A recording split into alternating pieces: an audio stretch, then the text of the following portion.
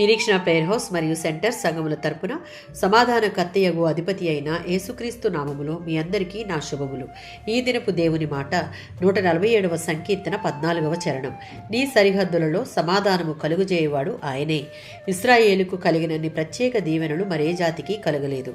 వారు నివసించు సరిహద్దులలో సమాధానమును కలుగజేసి వారు అనుభవించే ధాన్య సమృద్ధి ఆయన అనుగ్రహించి ఇచ్చిన ఆశీర్వాదమే.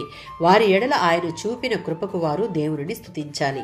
ఆకాశములకు భూమికి దేవుడైన యెహోవా చేత ఇప్పుడు ఆశీర్వదింపబడిన వాళ్ళం మనమే కనుక దేవునిని స్తుతించడం ప్రతి క్రైస్తవుని బాధ్యత. 132వ సంకీర్తన 13-15 చరణాలలో యెహోవా సియోనును తనకు నివాస స్థలముగా ఏర్పరచుకున్నాడు. దేవుడు ఇశ్రాయేలీయులను తనతో రక్షణ నిబంధన సంబంధంలోనికి తీసుకుని వచ్చాడు. సజీవమైన దేవుడు తాను ఏర్పరచుకున్న తనకు విధేయత కలిగి ఆయన చిత్తమునకు అనుకూలంగా జీవించే వారిపై ప్రత్యేక శ్రద్ధ నిలిపి వారికి సమృద్ధిని సమాధానమును కలుగుజేయవాడు కనుక ఆయనను మనం స్తుతించాలి.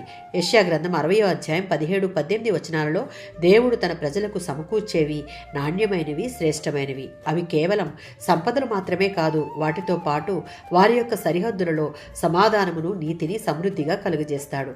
అప్పటి నుండి ఆ దేశంలో దౌర్జన్యం, నాశనం అను మాటలు వినబడవు.